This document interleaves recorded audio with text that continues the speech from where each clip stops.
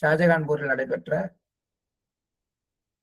லாலாஜி மகராஜனுடைய வசந்த பஞ்சமி விழா நிகழ்ச்சிகள்ல 4வது பேட்ச்ல நம்முடைய அன்புக்குரிய தாஜி மாஸ்டர் வழங்கிய இந்த அருள் செய்தி பேசிங் யுவர் ஓன் ஹாரிசான், உங்களுக்கான எல்லையை நோக்கி பயணித்தல் அப்படிங்கிற தலைப்புல அவர் வழங்கிய அருள் செய்தியை நம்ம இன்னைக்கு படிக்க இருக்கிறோம்.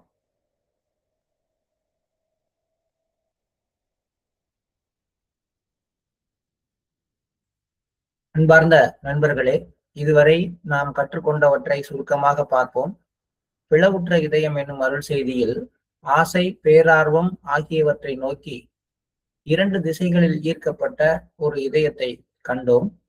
நோக்கத்தை விழித்தெழச் செய்தல் என்னும் அருள் செய்தியில் முன்னோக்கி செல்வதை நிறுத்திவிட்ட ஒரு இதயத்தை சந்தித்தோம். ஆனால் அதற்கு காரணம் ஆற்றல் இல்லாதது அல்ல, நோக்கம் இல்லாததுதான். உறுதியான அடித்தளத்தை உருவாக்குதல் எனும் அருள் செய்தியில் தனது உள்நிலைகள் மீது திட நம்பிக்கை கொள்ள இயலாமல் அது அடைந்த மாற்றங்களையே அதுவே சந்தேகிக்கின்ற ஒரு இதயத்தை கண்டோம். ஆகாயத்தை நோக்கி பயணித்தல் எனும் அருள் செய்தியில் தான் அமைத்து கொண்ட மேற்கூரையையே ஆகாயம் என தவறாம புரிந்து கொண்ட ஒரு இதயத்தை சந்தித்தோம். அது அடைந்த ஆன்மீக நிலைகளை சுற்றி அகங்காரம் உறைந்து விட்டதனால் அதனுடைய வளர்ச்சி முற்றிலுமாக தடைப்பட்டு விட்டது. இப்பொழுது நாம் வேறு விதமாக புண்பட்டுள்ள ஒரு இதயத்தை சந்திக்க போகிறோம். இந்த இதயம் பிளவுறவில்லை, ஆற்றலற்று இல்லை, சந்தேகிக்கப்படவில்லை, அகங்காரத்தினால் சூழப்படவும் இல்லை. அதன் இரத்தம் கசிந்து கொண்டிருக்கிறது. மேலும் இதில் விசித்திரமான விஷயம் என்னவென்றால், காயம் ஏற்பட்டது அந்த இதயத்திற்கு அல்ல. அடுத்த ஒரு டைப் என்ன அப்படிங்கிறத சொல்ல வர்றார் தாஜி.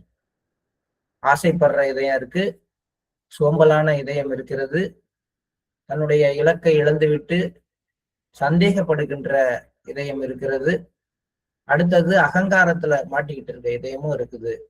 ஆனால் இந்த இதயம் இந்த 4 விதமான வகைராவும் இல்லை.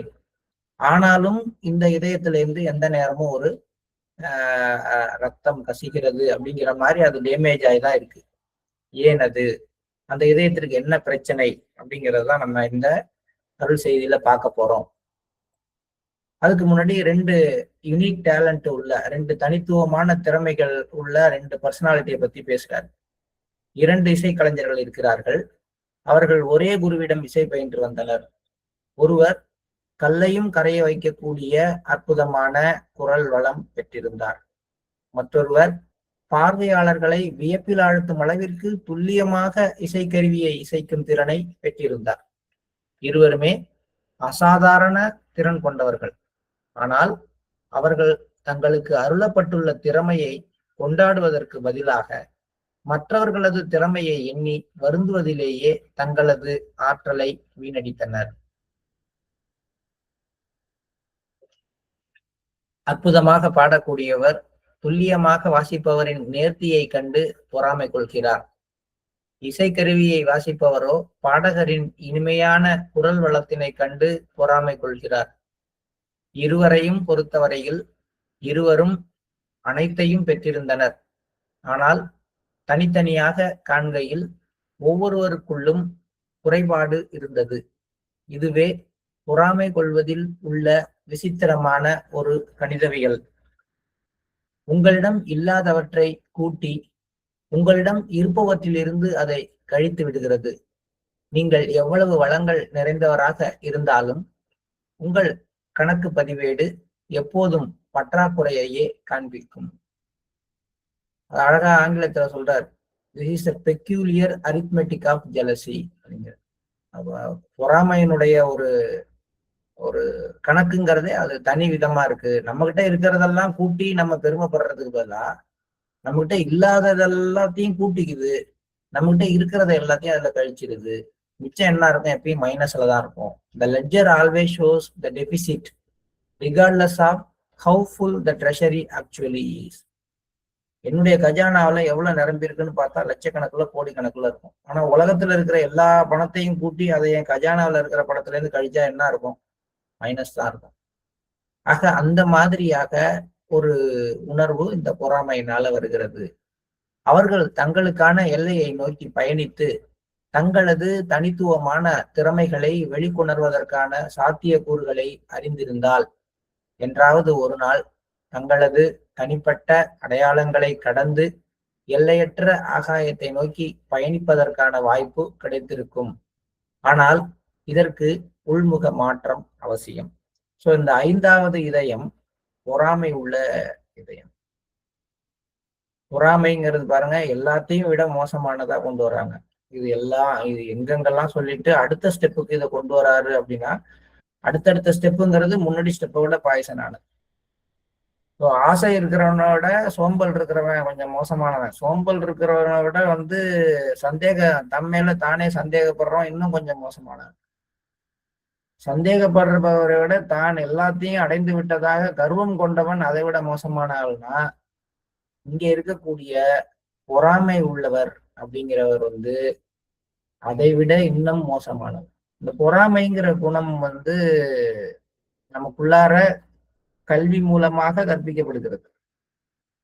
எப்பயுமே ஒரு அடுத்தவர்களை பார்ப்பது, அடுத்தவர்களுடைய வளர்ச்சியை பார்க்கிறது, இதெல்லாம் பொறாமை உள்ளவங்களுடைய ஒரு முக்கியமான ஒரு குவாலிட்டியாக இருக்குது. இந்த பொறாமை ஏன் வருது, எங்கேருந்து வருது, எப்படி வருது அப்படின்னு நிறைய ஆராய்ச்சி பண்ணலாம். ஏன்னா நம்ம எல்லாருக்குள்ளாரையும் ஏதாவது ஒரு விஷயத்துல பொறாமை உணர்வு இருக்கதான் செய்யும். ஒண்ணு அதாவது நம்மளை விட அதிகமான வளம் உள்ளவர்களை பார்த்து பொறாமப்படுறோம், அல்லது நம்ம விட அதிகமா படிச்சவங்களை பார்த்து பொறாமப்படுறோம், நம்ம விட அதிகமாக வசதி இருக்கிறவங்களை பார்த்து பொறாமப்படுறோம், நம்மளோட அதிக புத்திசாலித்தனமா இருந்தாங்கன்னா பொறாமப்படுறோம், நம்மளோட அழகு கொஞ்சம் அதிகமா இருந்துச்சுன்னா அவங்கள பார்த்து பொறாமப்படுறோம், நம்மளை விட நம்ம குழந்தைய விட இன்னொரு வீட்டு குழந்தை நல்லா படிச்சிருச்சுன்னா பொறாமப்படுறோம். இதெல்லாம் எங்கேருந்து வருது? இது நான் சொன்னது எல்லாத்தையும் பார்த்தா இதுக்கு பேஸ்ல என்ன இருக்குன்னா, நம்ம எப்பயும் கம்பேரிங் அப்படிங்கிற ஒரு விஷயத்துல இருக்கோம்.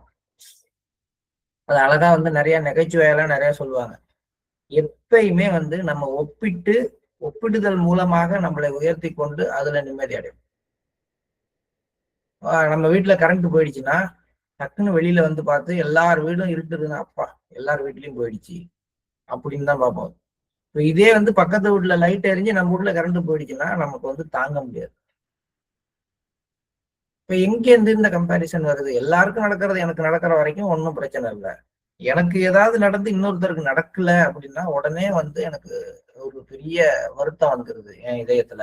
அப்ப இதுக்கு முன்னாடி இல்லாது இப்ப எங்கேருந்து வந்துச்சு?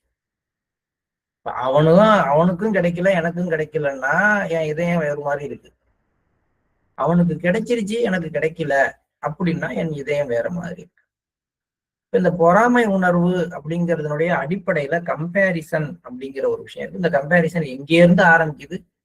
பிறந்து வளர்றப்ப எல்லா விதத்துலயும் அந்த பையனை பாரு, நீனும் இருக்கிய, அவனும் தான் இருக்கிறானே, இதை பாரு, உன்னோட கம்பேர் பண்ணு, இப்படி நம்ம பள்ளிக்கூடத்துல, வீட்டுல, எல்லா இடங்களிலையும் ஒப்பிட்டு பார்க்கிற ஒரு பழக்கத்தை வச்சுக்கிட்டே இருக்கும். அது மாதிரி முன்னேறியவர்களின் கதைகளை கேட்கிறேன் அப்படிங்கிற விஷயத்துல அது மாதிரி கம்பேர் பண்ணிக்கிறோம். ஆன்மீகத்திலையும் கூட இன்னொரு அபியாசியுடைய அனுபவத்தோட என்னுடைய அனுபவத்தை நான் கம்பேர் பண்ணிக்கிறேன். கம்பேர் பண்ணி ஒரு நிம்மதியற்ற நிலைமைக்கு போறேன். இதை யாரு தடுக்கணும்? இது யாரு ப்ராப்ளம்? யாருக்கு இந்த பிரச்சனை இருக்குது? இந்த பிரச்சனைக்கு யாரு காரணம்? வெளியில இருக்கிற யாரும் காரணம் கிடையாது. எனக்கு எல்லாமே இருக்கு, என்கிட்ட எல்லா திறமைகளும் இருக்கு, எனக்கு சோர்சஸ் இருக்கு, என்னுடைய ஹார்ட்ல சோர்சஸ் இருக்கு. இருந்தாலும் கூட அதை நான் டெவலப் பண்ணியிருந்தாலும் கூட, அது எனக்கு பெருமையை கொடுத்தாலும் கூட அதுல நான் திருப்தி அடையிறது இல்ல. இன்னொருத்தருக்கு கிடைச்ச ஒண்ணு எனக்கு கிடைக்கலையே, இந்த உணர்வு மட்டுமே இருக்கிறது. ஆன்மீகத்துல இது ரொம்பவும் ஒரு பாய்சனஸ் திங். கொஞ்சம் கொஞ்சமா பொறாமை அது என்னன்னு சொல்லுவாங்க, அதை ஒரு தீன்னு சொல்லுவாங்க. இந்த பொறாமை தீ அப்படிங்கிறது என்ன பண்ணோம்னா, அப்படியே நம்மள உருக்குலைச்சி உள்ளுக்குள்ளார முகத்தையே கருக்க வச்சிடும். உள்ளுக்குள்ளார எந்த நேரம் பார்த்தாலும் பொறாமை உள்ளவர்களால நிம்மதியா தூங்க முடியாது, நிம்மதியா சாப்பிட முடியாது. தனக்கு எது கிடைச்சாலும் அதுல திருப்தி இருக்காது. மகாபாரதத்துல துரியோதனோட கேரக்டர் எடுத்து பாருங்க.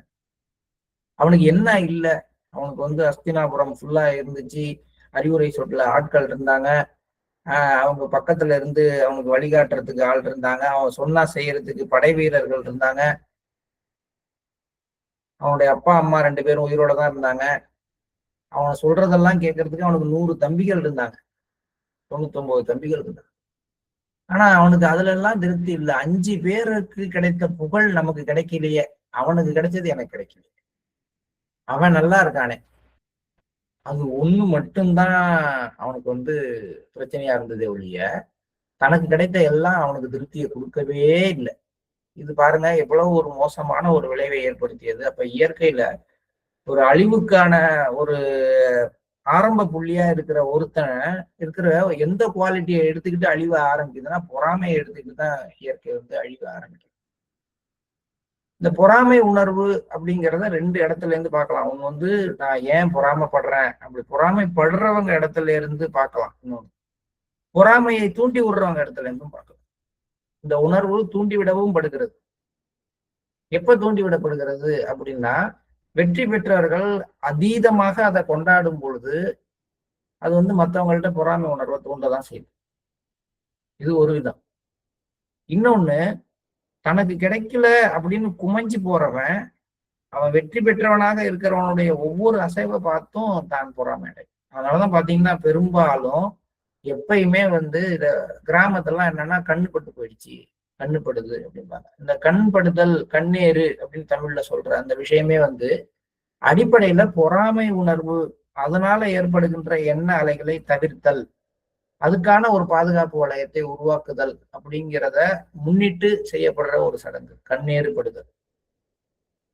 யாருடைய கண்ணு பட்டுடும் அப்படின்னு அவங்க பாக்குறாங்க. பார்த்துட்டு இவங்க சொன்னாங்கன்னா, இவங்க பார்த்தாங்கன்னா இது மாதிரி நடந்துருது, அது ஒரு கணக்கு வச்சுக்கிறாங்க. அப்புறமேட்டுக்கு பார்த்தாங்கன்னா, இந்த மாதிரி நீ நடந்துக்கிட்டா 4 பேர் நடுப்புற கண்ணு பட்டுரும்.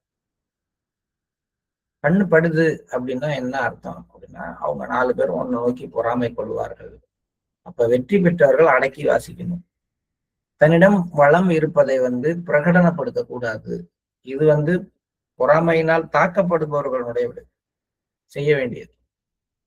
என் மனசுல இருக்கிற பொறாமையை அகற்றிக்கொள்ள நான் என்ன செய்ய வேண்டும், அதுதான் இதுல ஃபுல்லாவே மாஸ்டர் பேச போறாரு. ரொம்ப மைனூட்டான விஷயம் நம்ம எல்லாருக்குமே இருக்கு. ஈவன் இந்த பொறாமைங்கிற உணர்வுக்கும் நம்முடைய உடம்புல இருக்கக்கூடிய சில மாற்றங்கள், பர்டிகுலரா டைஜஸ்டிவ் சிஸ்டத்துல ஏற்படக்கூடிய மாற்றங்களுக்கும் நிறைய ஒரு கனெக்ஷன் இருக்கும். அதனாலதான் வயிற்றெரிச்சல் அப்படின்னு சொல்லுவாங்க தமிழ்ல. வயிற்றெரிச்சப்படுறான், ஏன் வயிறு எறிகிறான், யாரோ ஒருத்தனுக்கு கிடைச்சிருச்சு எனக்கு கிடைக்கலையேன்னு வயிறு எறிகிறான், வயிற்றெரிச்சல் பேர் வழி அப்படின்னு சொல்றாங்க. அப்ப என்ன, எங்க பொறாமை உணர்வு உள்ளவங்களுக்கு என்ன தூண்டி விடப்படும்னா, அமில சுரப்புகள் வயிற்றுல தூண்டி விடப்படும். அவங்க வயிறு அளவுல நிறைய உபாதைகளை அனுபவிப்பாங்க. அவங்களுடைய முகம் கருத்து போயிடும். இதெல்லாம் அவங்களுடைய உடல் மொழி, உடல்ல ஏற்படக்கூடிய மாற்றங்கள், பொறாமை உணர்வு ஏற்படுத்தக்கூடிய மாற்றங்கள். யாருக்கெல்லாம் பொறாமை உணர்வு வருது அப்படின்னு பாக்குறப்ப, யாரெல்லாம் ரொம்ப நேர்மையா லாஜிக்கலா ரீசனிங்கா இருக்கிறாங்களோ, அதாவது காரண காரிய தொடர்பு எல்லாத்துலயும் இருக்கணும், இது செஞ்சால் இது கிடைக்கணும் அப்படிங்கிற ஒரு ரூல்ஸ் அண்ட் ரெகுலேஷனுக்குள்ளார வாழ்றவங்க எல்லாரும் இந்த பொறாமை உணர்வுக்கு ஈஸியாக ஆட்படுவார்கள். அதாவது நான் 20 கேள்வி படிச்சா 100 மார்க் வாங்குவேன், அவ்வளவுதான். இது லாஜிக்கு அண்ட் ரீசனிங். 20 கேள்வி எனக்கு தெரியும், 15 கேள்வி தான் கேட்பாங்க, அட்டன் பண்ணுவேன், 100 மார்க் வாங்க. ஒருத்தன் 15 கேள்வியே படிச்சுட்டு கரெக்டா அந்த 15 கேள்வி 100 மார்க் வாங்கிட்டான்னா, இந்த 20 கேள்வி படிச்சுட்டு போனனால தாங்க முடியாது. இல்ல ஏதோ ஒரு விதத்துல ஒரு 12 கேள்வி தெரிஞ்ச ஒருத்தன் யாரோ ஒருத்தரோட சப்போர்ட்டோட மேல வந்துட்டானா, இவனுக்கு அவனு ஒண்ணுமே தகுதியே இல்லை, அவனுக்கெல்லாம் பாரு இவ்வளவு மார்க் அப்படின்னு பொங்கி வழிதான். சோ புத்திசாலித்தனமான காரணகாரிய தொடர்புடைய மனம்தான் பொறாமை உணர்வுக்கு ஆட்படுகிறது. நிறைய இருக்கு, சைக்கலாஜிக்கலா பொறாமையை பத்தி பேசினா நிறைய விஷயங்கள் பேசலாம். ஆனா இங்க ஆன்மீகத்துல பொறாமைங்கிறது முக்கியமாக நீங்க உங்க வாயை துறக்காம இருந்தாலே குறைஞ்சு போகும். ஃபர்ஸ்ட் விஷயம் அது எனக்கு மாஸ்டர் இதை செஞ்சாரு அதை செஞ்சாரு, நான் தியானத்துல அப்படி இருந்தேன் இப்படி இருந்தேன் அப்படின்னு நம்ம ஆரம்பிக்கும் பொழுதே நம்ம பொறாமை உணர்வுக்குள்ளார அடுத்தவங்களை தள்ளி விடுறோம். இன்னொன்னு என்னன்னு கேட்டா, அடுத்தவங்க ஏதாவது சொல்லும் பொழுது அவங்களுடைய ஆன்மீக நிலையை அல்லது அவங்களுக்கு வழங்கப்படுற சில பதவிகளை எல்லாம் பார்த்து மனசுக்குள்ளார பொங்குறது.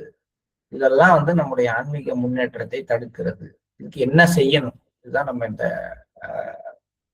இந்த மெசேஜ்ல மாஸ்டர் நமக்கு சொல்ற விஷயம். சொல்றாரு, பிறருடன் ஒப்பிடும் பார்வை நோக்கத்தை விழித்தழ செய்தல் என்னும் அருள் செய்தியில் 2 இன்ஜின்களின் இயக்கத்திற்கு இடையிலான வேறுபாட்டை வரையறுத்தோம். ஒன்று அன்பினாலும் ஒன்று வேதனையினாலும் உந்தி தள்ளப்படுகிறது. ஞாபகம் இருக்கும், நம்ம நோக்கத்தை விழித்தழ செய்தல்ல போகும் பொழுது அன்பும் வேதனையும் அப்படின்னு சொல்லணும். ஒண்ணு அன்பினால இயக்கப்படுற இன்ஜின் லட்சியத்தை நோக்கி வேகமா இழுத்துட்டு போகுது. வேதனை உந்தி தள்ளி லட்சியத்தை நோக்கி தள்ளி விடுற இன்ஜின் வேதனை குறைஞ்சதுன்னா நின்றுடுது, அதுக்கு ஃபியூயல் கிடைக்கிறது இல்லை அப்படிங்கிறத நம்ம படிச்சோம். அன்பினால் இயக்கப்படுவதற்கு இலக்கு உள்ளது. அப்பொழுது ஆற்றலானது ஒளிர்கின்ற ஒன்றை நோக்கி பாய்கின்றது. உடல் அதனை பின்தொடர்கிறது. ஏனெனில் இதயம் ஏற்கனவே இலக்கை சென்றடைந்து விட்டது. மற்றொன்று வேதனையினால் உந்தப்படுகிறது. அதற்கு இலக்கு எதுவும் இல்லை. இந்த இடத்துல இருந்து நவுந்தா போதும்னு தள்ளி விடுறது. இங்க இருந்து போறதுக்கு வழி என்ன அப்படின்னு. சந்திரனுக்கு போகணும்னு போற ராக்கெட்டுக்கும் பூமியை விட்டு வெளியில கிளம்பி போனா போதும், பூமியினுடைய புவியீர்ப்பு விசையை தாண்டினா போதும்னு நினைக்கிற ராக்கெட்டுக்கு நிறைய வித்தியாசம் இருக்கு. இது எந்த இலக்கும் கிடையாது. அது புவியீர்ப்பு மண்டலத்தை விட்டு தாண்டுமே ஒழிய உந்தி தள்ளப்படுற கடைசி நேரத்துல அது என்ன வேகத்துல இருக்கோ அதோட நின்று போயிடும்.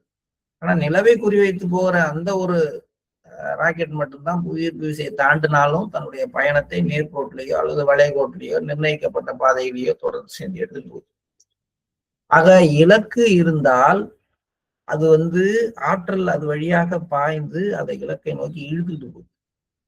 வேதனையால் உந்தப்படுகிறதுக்கு எந்த இலக்கும் இல்லை. அது எங்க பிரச்சனை இருக்கோ அங்கிருந்து எஸ்கேப் ஆகிறதுக்கு மட்டும்தான் அது. அந்த எஸ்கேப் வெலாசிட்டி கண்டினியூஸா ஒர்க் பண்ணாது.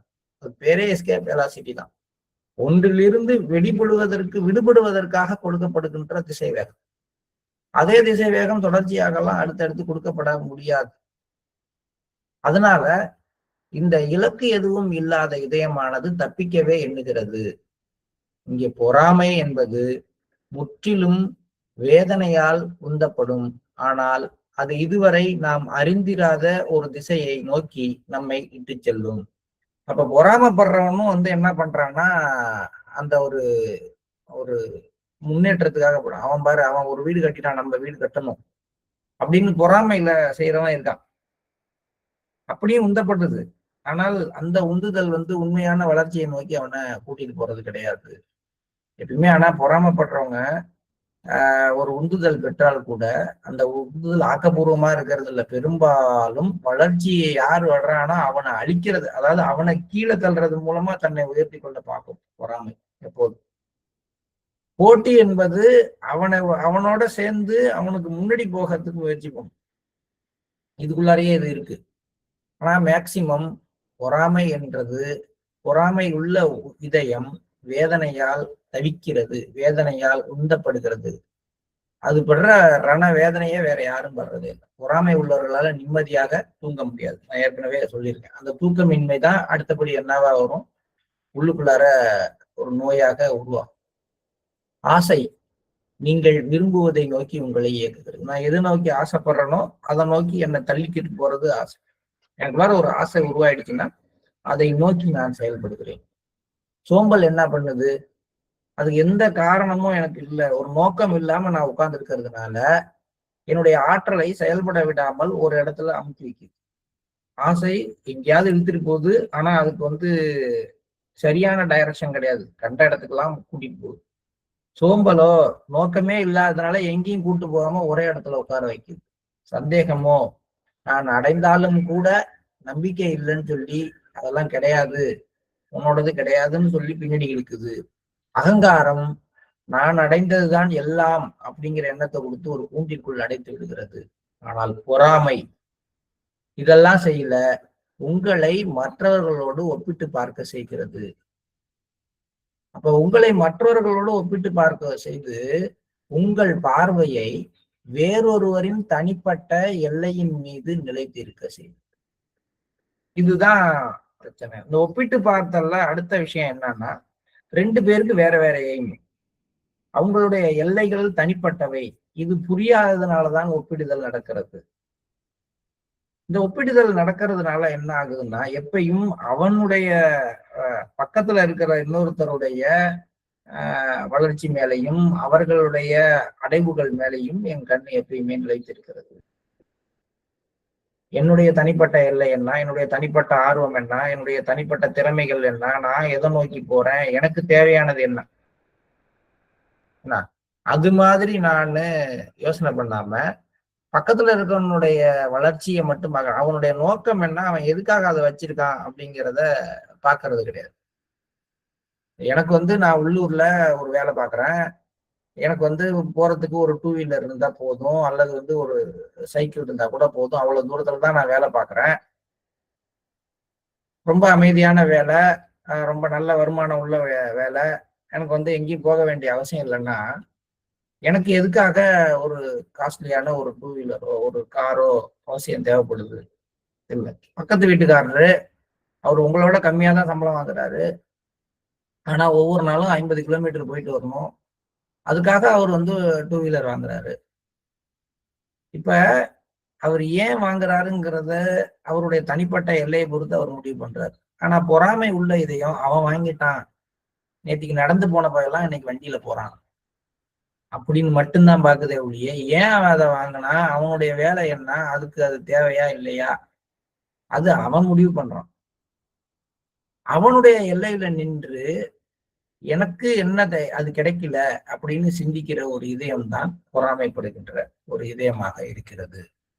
பிளவுற்ற இதயம் என்னும் அருள் செய்தியில் நாம் பிரேய மற்றும் சிரேய, அதாவது இனிமையானவை நன்மை அளிப்பவை ஆகிய இரண்டுக்கும் இடையில் உள்ள வேறுபாடுகள் குறித்து பண்டைய மரபுகளில் குறிப்பிடப்பட்டுள்ளதை பற்றி ஆராய்ந்தோம். ஆசை என்பது இந்த இரண்டிற்கும் இடையிலான ஒரு போராட்டம். தற்போது எனக்கு நிறைவை தருகின்ற ஒன்றை நான் தேர்வு செய்ய வேண்டுமா, அல்லது என்னுடைய வளர்ச்சிக்கு உதவக்கூடிய ஒன்றை நான் தேர்வு செய்ய வேண்டும்? பிரேய ஸ்ரேயல, பிரேய எப்பயுமே தற்போது இப்ப இம்மீடியட்டா எனக்கு என்ன இருக்கு, இப்போதைக்கு எனக்கு ஒரு மணி நேரம் நல்லா படம் பார்த்தா லாட்ஸா நல்லா இருக்கேன், இது எனக்கு பிரேயா. இந்த 1 மணி நேரத்தை கொஞ்சம் மெனக்கெட்டு உட்கார்ந்து ஒரு 4 கேள்வி ரெடி பண்ணா நாளைய எக்ஸாம்ல ஃபுல் மார்க் வாங்குவேன். இது ஸ்ரேயா. எதை நான் தேர்ந்தெடுக்க வேண்டும்? இது ஆசைக்கும் அல்லது வளர்ச்சிக்கும் இடையிலான ஒரு போராட்டமாக இருக்கிறது. ஆனால் பொறாமை என்பது எனக்கு எது நல்லது என்ற கேள்வியையே முற்றிலுமாக விட்டுவிட்டு என்னிடம் இல்லாதது எப்படி அவனிடம் மட்டும் இருக்கலாம் என்று கேள்வி கேட்கிறது. பிரேயாவும் ஸ்ரேயாவும் எனக்கு எது வளர்ச்சி, எனக்கு எது தற்காலிக நிறைவை தருகிறதோ ரெண்டுக்குமான போராட்டம். ஆனா பொறாமை என்பது என்னிட்ட இருக்கிறதையும் அவன்கிட்ட இருக்கிறதையும் ஒப்பிட்டு பார்த்து என்னிட்ட இல்லாத அவன்கிட்ட மட்டும் எப்படி இருக்கலாம் அப்படின்னு போராடுது. இந்த போராட்டத்தை என்ன பண்ண முடியும்? இந்த கேள்வி உங்களது வாழ்க்கையின் மீது ஏற்பட்டுள்ள அதிருப்தியால் எழவில்லை. உங்களுக்கு எல்லாம் கிடைச்சிருக்கு. அவ்வாறு இருந்தால் அது வளர்ச்சியை நோக்கி உங்களை தூண்டும். எனக்கு என்னுடைய வாழ்க்கையில ஒரு திருப்தியின்மை இருக்குது அப்படிங்கிற பட்சத்துல நான் இன்னும் எதையாவது தேடுவேன், இன்னும் ஏதாவது செய்ய முயற்சி பண்ணுவேன். அது வளர்ச்சியை நோக்கி தான் தூண்டும். திருப்தி வந்துருச்சுன்னா வளர்ச்சி இருக்காது, இது நமக்கு தெரிஞ்ச விஷயம். அதனால ஒரு கட்டத்துல திருப்தியின்மை ஏற்பட்டு மீண்டும் வளர்ச்சி தூண்டப்படுகிறது. இது மனதினுடைய இயல்பான உளவியல் செயல்பாடு. ஆனால் அந்த மாதிரி ஒரு அதிருப்தியினால இந்த கேள்வி, ஐயோ அவனுக்கு கிடைச்சது எனக்கு ஏன் கிடைக்கல, ஆனா என்னகிட்ட இருக்கிறத விட அவன்கிட்ட எப்படி கூட வந்துச்சு அப்படிங்கிற கேள்வி இந்த அதிருப்தியினால் வளரவில்லை, இது ஒப்பீட்டினால் உருவாகின்றது.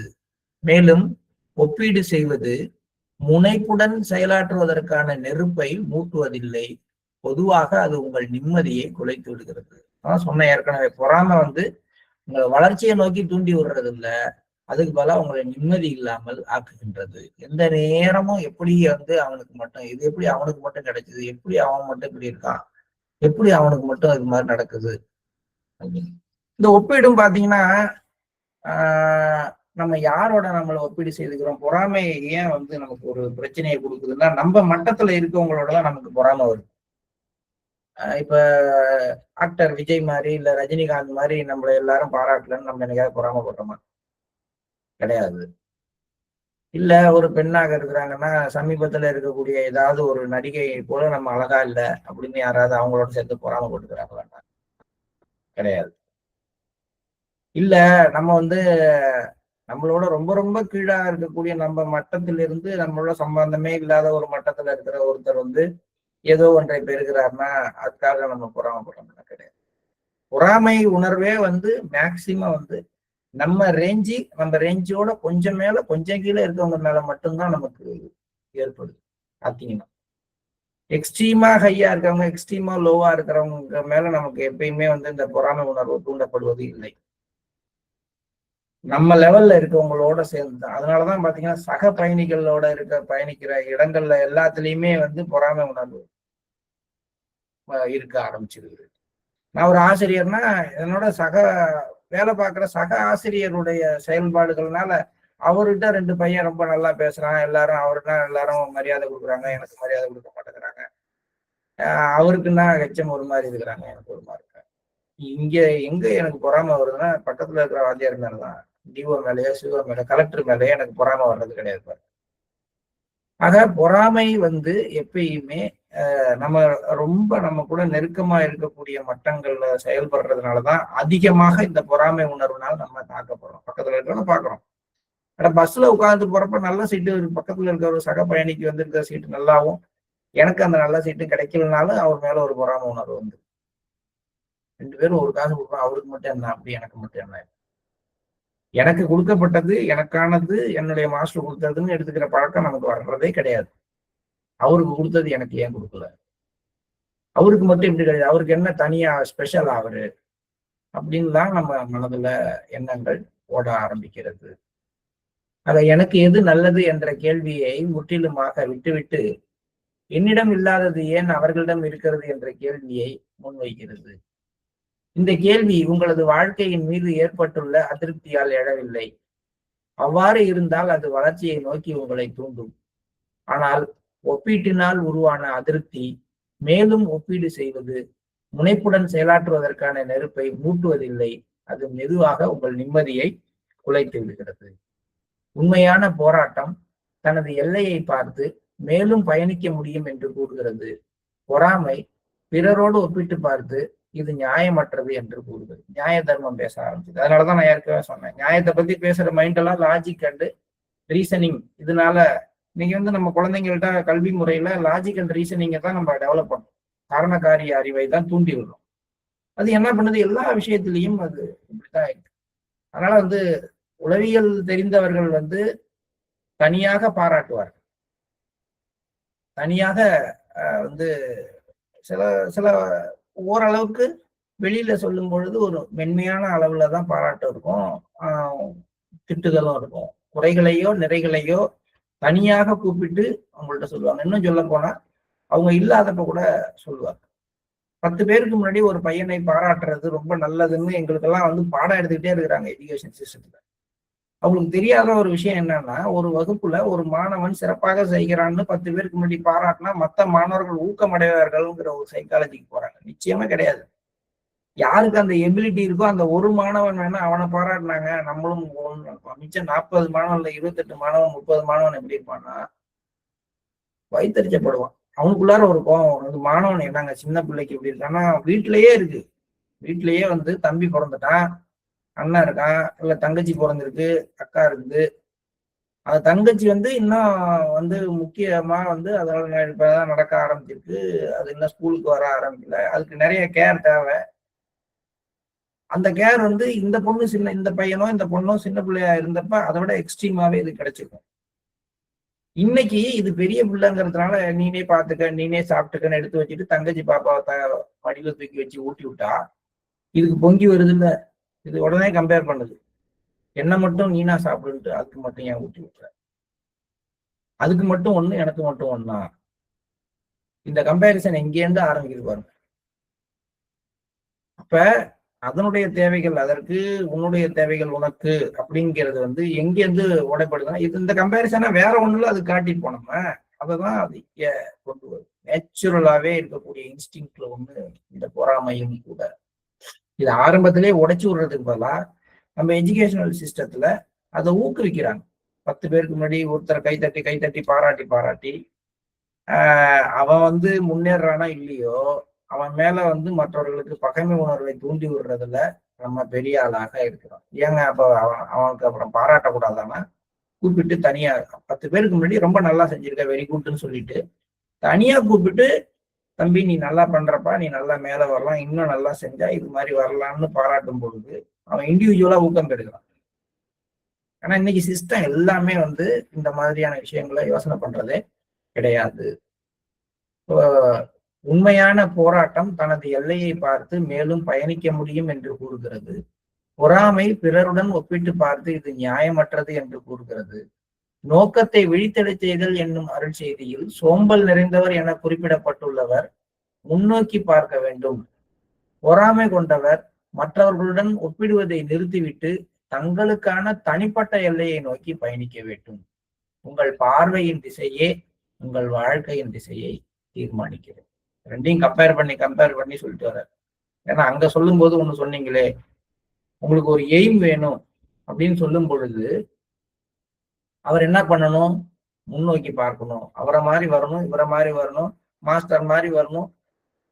இது எனக்கு ஒரு லட்சியத்தை நிர்ணயித்து கொண்டு அவரை போல முன்னேறணும். நீங்க பக்கத்து வீட்டுக்காரரை லட்சியமா வச்சுட்டு கூட அவரு மாதிரி நானும் ஒரு கார் வாங்கணும், ஒரு வீடு கட்டணும், அல்லது ஒரு 2 ஏக்கர் நிலம் வாங்கணும். நீங்க லட்சியத்தை வைத்துக் கொள்வதில் தப்பு இல்லை. ஆனால் பொறாமை கொண்டவர்கள் என்ன பண்றாங்கன்னா, ஒப்பிட்டு பார்த்து நிம்மதியை இழந்து விடுவதனால அவர்கள் ஒப்பிட்டு பார்க்காமல் தனக்கான ஒரு எல்லையை நிர்ணயித்துக் கொண்டு அதை நோக்கி தான் எப்படி போறேன்னு பார்க்கணும். அவர் எப்படி போறாரு, அவருக்கு எப்படி எல்லாம் கிடைக்குது, அவருக்கு ஈஸியா கிடைக்கலாம், நீங்க கஷ்டப்பட்டாலும் கிடைக்காம இருக்கலாம். அது உங்களுடைய சிச்சுவேஷன், அவருக்கான சிச்சுவேஷன். உங்களுக்கு ஈஸியா கிடைக்கிற ஒண்ணு அவருக்கு கிடைக்காம இருக்கலாம். அதனால பொறாமை கொண்டவர்கள் அவங்க அதுல இருந்து விடுபடுறதுக்கான தீர்வாக ஒண்ணு சொல்றாரு. அவர்கள் தனிப்பட்ட எல்லையை நிர்ணயித்து கொண்டு அதை நோக்கி பயணிக்க வேண்டும். ஆன்மீகத்துக்கு இனிமேதான் வரப்போறோம். இப்ப என்னுடைய ஆன்மீக முன்னேற்றம் என்பது எனக்கும் மாஸ்டருக்குமான தனிப்பட்ட தொடர்பு, எனக்கும் மாஸ்டருக்குமான தனிப்பட்ட தொலைவு, எனக்கும் மாஸ்டருக்குமான தனிப்பட்ட உறவு. இதை மற்றவர்களோட நம்ம கம்பேர் பண்றதை அவாய்ட் பண்ணிட்டு என்னுடைய பயணத்துக்கான எல்லையை நிர்ணயித்துக் கொண்டு நான் என்னுடைய வாழ்க்கை பாதையை மாற்றிக்கணும். ஏன்னா என்னுடைய பார்வை எந்த திசையில இருக்கோ அதை பொறுத்துதான் என்னுடைய வாழ்க்கையின் திசையானது தீர்மானிக்கப்படுகிறது. பொறாமை கொண்டவர்களுடைய வாழ்க்கையின் திசை அவர்களுடைய பார்வையினாலேயே போயிடும். துரியோதனனுடைய வாழ்க்கை தான் அது முழுக்க முழுக்க பொறாமை உணர்வினுடைய ஒட்டுமொத்த உருவகம். அப்படிங்கிற கேரக்டர்னு பாத்தீங்கன்னா ஒன்லி துரியோதனம். அப்ப அவனுடைய வாழ்க்கை எப்படி திசை மாறினது? அந்த பொறாமை உணர்வு உள்ளவனுடைய வாழ்க்கையின் திசையை அந்த உணர்வு மட்டுமே தீர்மானிக்கிறது. நம்ம இது ஸ்பிரிச்சுவாலிட்டியில நம்மளை எங்கெல்லாம் பாதிக்குது மெயினா அப்படிங்கிறத நம்ம நாளைக்கு பார்ப்போம். இப்ப நம்ம காலை நேர தியானத்தை ப்ளீஸ் ஸ்டார்ட்.